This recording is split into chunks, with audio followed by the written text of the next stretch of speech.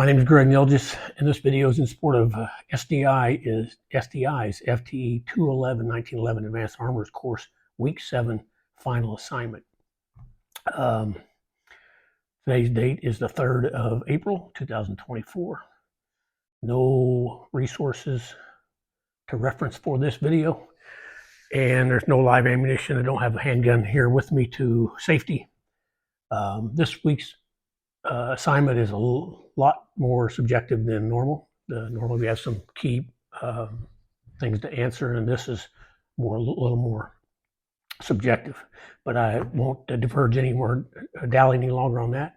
The first thing we're going to talk about is were there any key interactions that made an impact on me with my fellow classmates, students, or instructor. And to be honest, no, nothing jumps out. But for sure, well, I'll come back on that. But for the most part, for my student engagements via the discussion boards, it was just very educational to see other people's take on a given subject matter and what they brought to the table, or maybe even a question or something they had that led to somebody else answering it. So that is very important. As far as my instructor, he's very engaged. And I really appreciate that. And he also helped me when I was looking to pick out a SEER jig. I ended up picking out several, but he recommended one that I will definitely end up getting at some point. But he did communicate with me on what's good and what's bad. Not so much what's good, what's bad, but what one brings to the table and maybe how it's better than another one, that kind of thing. So that's point one. Point two, we're to discuss guidance disparities between the curriculum and instructors throughout the lectures with the SDI program, and maybe other stuff I've seen or heard through industry professionals. And I'll say for the most part, everything's been, pretty much synchronized as far as that goes. But the only area that really wasn't was when they started talking about SEER engagement angles in the course. I know for sure they said the negative was bad. All right, that's not disputable. Excuse me. But I don't remember in the lectures, and I didn't go back and watch them prior to this video to see if they specifically recommended you do a neutral one or a positive one. I'm pretty sure about this. I recall that the neutral was kind of the way they were leaning, but I could be wrong. But regardless, one thing they didn't really jump out, and I know definitely say you want a positive one, for example.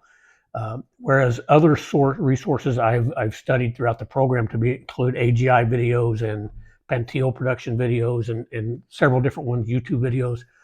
There's much discussion, and including the books that I've referenced in previous lectures that I've read offline.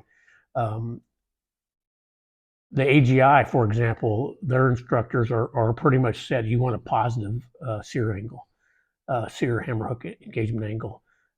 And they don't say you don't want a negative one, but they do say you want a positive. The Mr. Walt Kulak's book, I think it is, in the Kuhnhausen, theirs is pretty much the same thing for duty or for service guns, that kind of thing. But when you start talking about competition, then they start talking about maybe neutral for those purposes, because it's a lot smoother and that kind of thing. So there's some disparity there, but I think it really depends on your intended point of purpose or the purpose of the firearm. And that's about it. Point three, basically in a nutshell, when it comes to gunsmithing, is there more than one way to skin a cat? And without a doubt, that's affirmative. Yes, there is more than one way. People use different techniques to accomplish the same goal, and I'll come back to the SEER. I find myself almost always talking about the SEER and the disconnector, that kind of thing. There are people out there that are good enough to do those things by hand. As a matter of fact, I just watched a AGI video on trigger jobs for an AR-15, for example, and it was all by hand. I'm trying to remember if he even used a microscope at any time to kind of look at the surface, and I don't recall that he did. He may have, but he did it all by hand. And some people do the 1911s that way. I'm not comfortable with that, and I don't see a need to. There's plenty of jigs out there, and they each have their pros and cons from what I've been able to discern so far.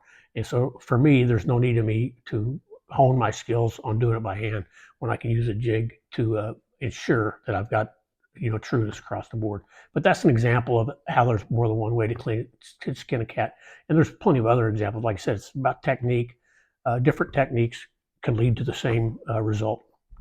And last but not least, future education and training that I'm going to do to continue my gunsmithing goals and aspirations. And I will, if I haven't already said it, I'm pretty much a hobby gunsmith with some interest in doing a part-time FFL type of deal, but for the most part, I'm in this for myself. But I do intend to pursue other courses of learning. For example, in a couple weeks, I'll be starting SDI's handgun specialist certificate program they've started, and then I figure the hammer fired thing, the SAR B9. I think there'll be some specifics to that platform that I'll learn in that course, but I think a lot of what I learned in this course will really carry over there. I'm just guessing, but that is the SAR. I said SAR B9 is a CZ75 copy, if I'm not mistaken. So those specific things about the CZ75, I'll be interested to learn. Like the frame rails, I believe, are really low in the gun. It keeps a low bore axis. It sounds pretty interesting. Other things, American Gunsmith Institute has a lot of products out there. I've been a fan in the past. I've bought several of their armors course, advanced armors course DVDs, and I may even, so I'll continue to do that on a case by case when I want to learn a type of specific weapon system. But I may even pursue some of their gunsmithing courses. They're pricey, and the GI Bill doesn't help with those, but I still may do it because I think there's a lot to. I like learning, and there's a lot of information there. They've been doing it a long time. And the last thing, of course, is continuing with forums and YouTube videos or other social media platforms. The problem there is, and I think we'll admit that when you're doing those, when you're seeking those type of places out for information, you have to know enough to know who doesn't know what they're talking about. And I'm real big on that. And when I do try to help somebody on social media in that regard, I try to lead them in such a fashion that they can just say, I'm not just making a bold statement. Hopefully that fits the bill for week 8, the final week. I'm wearing my shirt that dates me. I probably set a record on how long it takes to get through this course because I had to take a pretty long break for personal reasons. But overall, I've enjoyed it. But if I never see swaging again, I won't be disappointed. Thanks again to my instructor.